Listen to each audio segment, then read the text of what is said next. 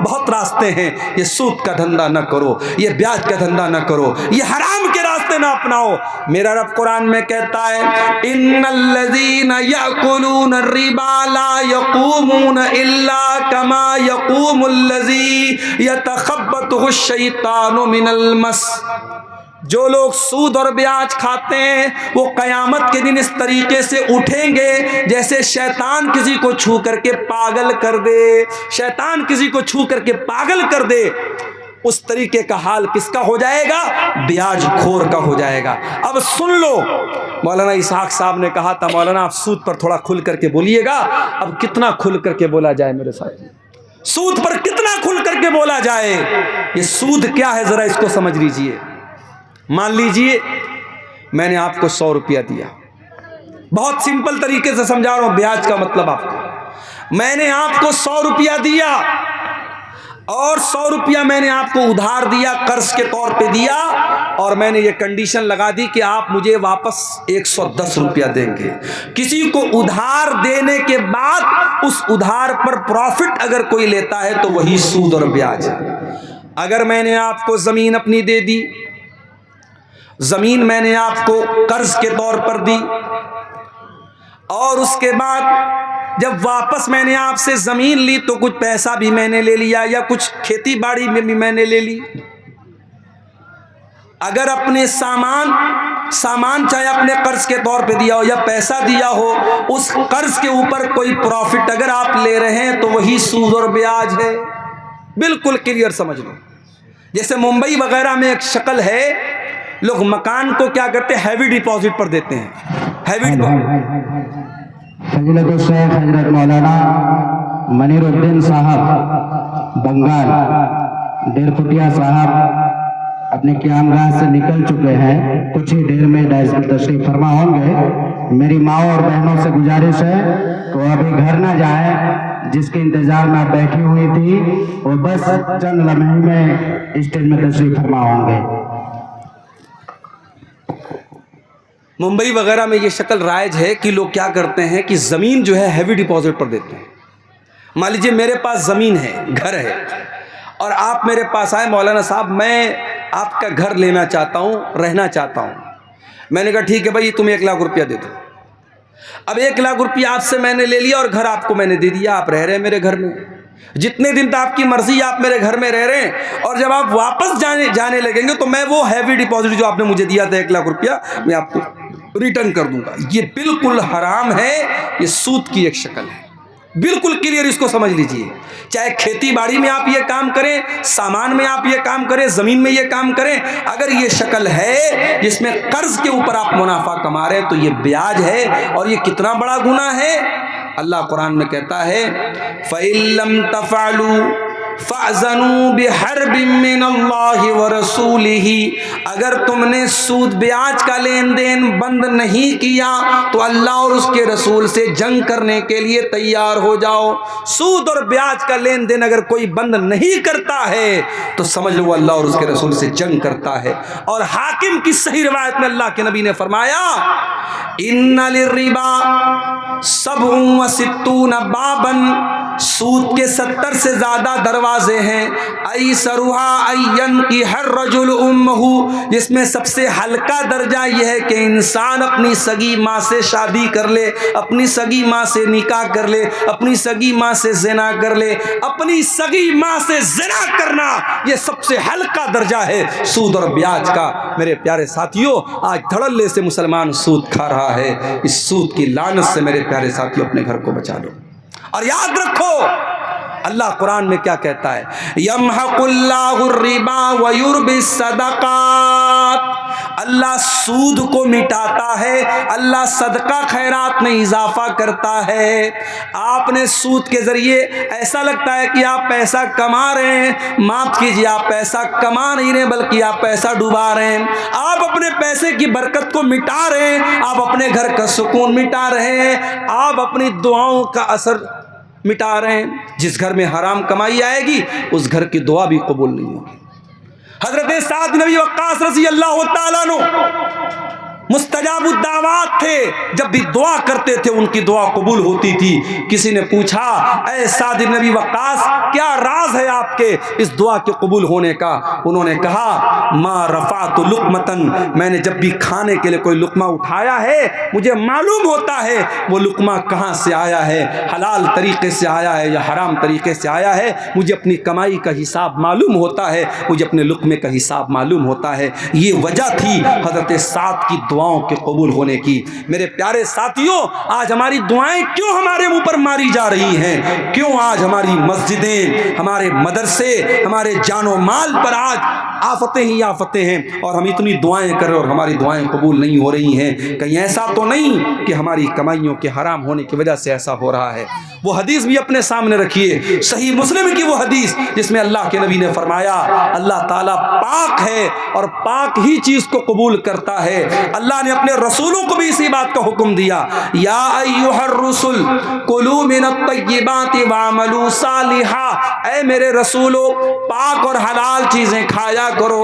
और अल्लाह ने ईमान वालों को भी यही हुक्म दिया, या अय्युहल्लज़ीना आमनू कुलू मिन तय्यिबाति मा रज़क़नाकुम कुलू मिन तय्यिबात कुलू मिम्मा फिल अर्ज़ि हलालन तय्यिबा, ऐ ईमान वालों जो ज़मीन में हलाल चीज़ें हैं वो तुम खाओ। ईमान वालों को भी हलाल खाने का हुक्म दिया और रसूलों को भी हलाल खाने का हुक्म दिया। उसके बाद अल्लाह के प्यारे नबी फरमाते हैं, एक इंसान बड़ा लंबा सफ़र करके आता है, उसके बाल परागंदा हो जाते हैं, उसके कपड़े मैले कुचैले हो जाते हैं और वो हाथ उठा उठा के दुआ करता है, या रब्बी, ऐ मेरे रब कह के दुआ करता है। वह मत अमू हराम, लेकिन उसका खाना हराम कमाई का, उसका पानी हराम कमाई का, उसका लिबास हराम कमाई का। फ़अन्ना युस्तजाबु लिज़ालिक, ऐसे इंसान की दुआ कहाँ से कबूल है?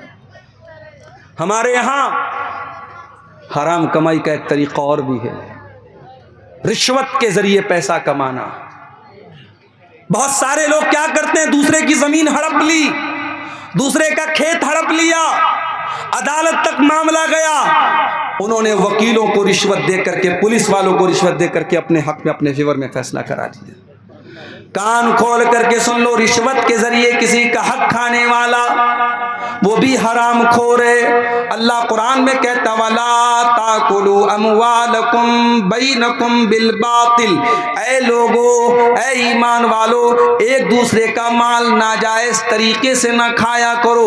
वतुदलू बिहा इलल हुक्काम, और अपने मामले को हाकिम के पास न लेके जाया करो। लिताकुलू फरीक़म मिन अमवालिन नास बिल इस्मि व अंतुम तालमून, जानबूझ करके दूसरों का माल नाजायज तरीके से खाने के लिए हाकिम के पास, अदालत के पास, जज के पास, वकील के पास अपने मामले को न लेके जाया करो। अल्लाह के नबी के पास भी लोग मसला लेकर के आते थे, आपने फरमाया, इन्नमा अना बशर, मैं इंसान हूँ। हो सकता है दो लोग मेरे पास अपना मामला लेकर के आए और एक आदमी बहुत चिकनी चुपड़ी बात करने वाला हो, उसकी बात में बड़ी मिठास हो और मैं उसके हक में, उसके फेवर में फैसला कर दूं। दो लोग मेरे पास कोई चीज लेकर के आए हैं, दो लोग मेरे पास कोई चीज लेकर के आए हैं और एक इंसान की बात में बड़ी चिकनी चुपड़ी बात है, बड़ा लहन है और बहुत अच्छे तरीके से वो बात करता है, हो सकता है मैं उसके हक में फैसला कर दूं। अगर मैं ऐसा करता हूं, क्या ऐलान करना है कुछ बच्ची का? किसका ये 2 घंटा से ये स्टेज पर कोई बच्ची देखिए सामने है, रो रही है और पीले रंग का फ्रॉक पहने हुए, जिन भाई की बच्ची हो उसकी जो भी माँ है या बाप इस जलसे में आए हो ले जाएं, बच्ची बहुत परेशान है, 2 घंटे से रो रही है। स्टेज पर मौजूद है, माँ और बाप जो भी होंगे यहाँ आके ले जाएं उसको। तो अल्लाह के नबी क्या फरमा रहे मेरे प्यारे साथियों, कि चिकनी चुपड़ी बात करने वाले की बात सुन करके अगर मैंने उसके फेवर में फैसला कर दिया और वो उसकी जमीन नहीं थी, उसका माल नहीं था, गलत फैसला मैंने अगर कर दिया, मैं इंसान हूं, मुझसे गलती हो सकती है, अगर मैंने ऐसा फैसला कर दिया है तो वो ये ना समझे کہ میں اس کو زمین دے رہا ہوں، انما اقطع له قطعة من النار، میں اس کو زمین کا ٹکڑا نہیں دے رہا ہوں، میں اس کو جہنم کی آگ کا ٹکڑا دے رہا ہوں۔ او لوگو، دوسرے کی زمین، دوسرے کا کھیت، دوسرے کا مال ناجائز طریقے سے اگر ہڑپ رہے ہو، دنیا میں اس حق کو دے دو، دنیا میں اس کا حق دے دو، ورنہ جہنم کا ٹکڑا لینا پڑے گا قیامت کے دن۔ اللہ کے نبی کہہ رہے ہیں میں اس کو جہنم کا ٹکڑا دے رہا ہوں۔ اتنا خطرناک معاملہ ہے میرے پیارے ساتھیوں۔ اس لیے حرام کمائی کی جتنی شکلیں ہیں، یہ جوا کی بھی بہت ساری شکلیں چل رہی ہیں، اور ابھی تو مجھے بعض لوگوں نے بتایا کہ قبرستان تک میں لوگ بیٹھ کر کے جوا کھیلتے ہیں۔ قبرستان جو عبرت کی جگہ ہے، مردوں کے دفنانے کی جگہ ہے، وہاں پر بھی بیٹھ کر کے لوگ جوا کھیلتے ہیں۔ دل اتنا کٹھور ہو چکا ہے، جوا کھیلنے کے نئے نئے طریقے اپنائے جا رہے ہیں، شراب پینے کے نئے نئے طریقے اپنائے جا رہے ہیں، نشہ کرنے کے نئے نئے طریقے اپنائے جا رہے ہیں۔ یاد رکھو میرے پیارے ساتھیوں، نتیش کمار جی شراب پر پابندی لگائیں یا نہ لگائیں، بہار کی گورنمنٹ شراب پر پابندی لگائے یا نہ لگائے، آپ کے علاقے کی پولیس شراب پر بین لگائے یا نہ لگائے، محمد رسول اللہ 1400 سال پہلے شراب پر بین لگا چکے ہیں، میرا رب قرآن میں لگا چکا ہے، اور اللہ قرآن میں آیت نازل کر چکا ہے، یا ایھا الذین آمنوا انما الخمر والمیسر والانصاب والازلام رجس من عمل الشیطان۔ اے ایمان والو، شراب اور جوا گندی چیز ہے، شیطان کا کام ہے، ان سے بچو تبھی تم کامیاب ہو سکتے ہو۔ انما یرید الشیطان ان یوقع بینکم العداوۃ والبغضاء فی الخمر والمیسر۔ جہاں شراب آئے گی، جہاں جوا آئے گا، وہاں لڑائی ہوگی، وہاں جھگڑے ہوں گے۔ کتنے مرڈر ہو جاتے ہیں آج، کتنے قتل ہو جاتے ہیں اس شراب کی وجہ سے اور اس جوئے کی وجہ سے۔ بھارت سرکار کا ڈاٹا بتا رہا ہے، بھارت سرکار کی اور روڈ کا جو منترالے ہے، پریوہن منترالے، وہ بتاتا ہے کہ بھارت میں روڈ ایکسیڈنٹس کی سب سے بڑی وجہ کیا ہے؟ نشہ ہے، شراب ہے۔ اسی لیے آپ کسی بڑے شہر میں چلے جائیں، دلی میں، ممبئی میں، رات میں اگر آپ 4 ویلر پہ نکلیں گے، کار پہ نکلیں گے، بار بار پولیس والے چیک کرتے ہیں کہ کہیں ڈرائیور شراب تو نہیں پی کے آیا ہے۔ کتنے حادثے ہوتے ہیں شراب کی وجہ سے۔ میرے پیارے ساتھیوں، جس چیز کو اسلام نے حرام قرار دے دیا ہے، وہ چیز ہمارے لیے کبھی بھی فائدہ مند نہیں ہو سکتی ہے۔ یہ شراب اور یہ جوا ہماری قوم کو برباد کر رہا ہے، اور اب تو شراب تو بہت چھوٹی چیز ہو گئی میرے ساتھیوں، اب تو آپ کا نوجوان ڈرگس لے رہا ہے، ایسا پاؤڈر استعمال کر رہا ہے کہ آپ سوچ نہیں سکتے ہیں۔ ممبئی کے بعض علاقوں میں مجھے بھائیوں نے بتایا، وہاں ایک پاؤڈر آتا ہے، اس کو MD بولتے ہیں، بڑا خطرناک قسم کا نشہ ہوتا ہے، اور جو نوجوان ایک بار اس نشے کا عادی ہو جاتا ہے، پھر وہ نشہ چھوڑنا اس کے لیے بہت مشکل ہوتا ہے، اور اتنا خطرناک وہ نشہ ہے کہ پوری باڈی کو، پوری اکڑیوں کو گلا کے ختم کر دیتا ہے۔ ہمارے نوجوان گٹکھا کھاتے ہیں۔ گٹکھا، میں یہ نہیں کہتا کہ جو مسئلہ شراب کا ہے وہی مسئلہ گٹکھا کا ہے، شراب اپنی جگہ ہے، گٹکھا اپنی جگہ ہے، مگر حرام تو گٹکھا بھی ہے نا۔ کیوں؟ اس لیے حرام ہے، اس گٹکھا کے اندر اگر نشہ نہ بھی ہو اس لیے یہ حرام ہے، کیونکہ یہ آپ کے شریر کو کھوکھلا کر رہا ہے۔ جب اس گٹکھے کے پیکٹ پر یہ لکھا ہے کہ ٹوبیکو کازز کینسر، تمباکو سے کینسر ہو سکتا ہے، جب گٹکھا کے اوپر خود سرکار نے لکھوایا ہے اور گٹکھا کمپنی نے لکھوایا ہے، اور آپ اس گٹکھے کو کھا کر کے اپنے آپ کو کینسر کے حوالے کر رہے ہیں، معاف کیجیے، یہ شریر، یہ جسم، یہ اللہ تعالیٰ نے امانت کے طور پہ دیا ہے، اس شریر کو برباد کرنے کا ہمیں اور آپ کو کوئی ادھیکار نہیں ہے۔ اس لیے میرے ساتھیوں، میرے نوجوان ساتھیوں، گٹکھے سے بھی اپنے آپ کو دور رکھو، شراب وغیرہ سے بھی دور رکھو، ہر اس چیز سے دور رکھو جو آپ کی باڈی اور آپ کے شریر کو نقصان پہنچانے والا ہو۔ اور آگے بڑھیے، ایک اور چیز جو ہمارے سماج کو برباد کر رہی ہے بڑی تیزی کے ساتھ، مرد و عورت کے ناجائز تعلقات، زناکاری اور بدکاری سماج کو برباد کر رہی ہے، رشتوں کی مریادہ کو برباد کر رہی ہے۔ حالات یہ ہو چکے ہیں کہ محرم رشتے، جن رشتوں سے پردہ نہیں کرنا ہے عورت کو، یعنی سسر کا رشتہ، یعنی بھائی کا رشتہ، یعنی باپ اور بیٹی کا رشتہ، بھی آج بہت سارے ایسے حادثے ہو رہے ہیں کہ ان رشتوں میں بھی آج رشتے تار تار ہو رہے ہیں۔ اس قدر لوگوں کے دماغوں میں گندگیاں بھر دی گئی ہیں کہ آج محرم رشتوں کے ساتھ بھی زیادتی ہو رہی ہے، 5-5 سال کی بچیوں کے ساتھ زیادتی ہو رہی ہے۔ او لوگوں یاد رکھو، سرکار قانون تو بنا لے گی مگر قانون کو زمین پر لاگو کون کرے گا؟ دلی میں چلتی بس میں جب ایک لڑکی کے ساتھ ریپ ہوا، پورے بھارت میں بڑا بوال ہوا، میڈیا میں بڑا بوال ہوا۔ نربھیا کانڈ آپ کو یاد ہوگا، نربھیا کانڈ کے بعد بہت قانون سخت کیا گیا، لیکن آج بھی زنا کے واقعات بھارت کی دھرتی پر ہو رہے ہیں۔ کلکتہ کی سرزمین پر ایک لیڈی ڈاکٹر کے ساتھ بڑی بے رحمی سے نہ صرف ریپ کیا گیا، اس کے جسم پر کتنے حملے کیے گئے، اس کے جسم پر کتنے چاقو سے حملے کیے گئے، اور ریپی جب پکڑا گیا اس کے چہرے پر ذرہ برابر بھی افسوس اور ندامت نہیں تھا۔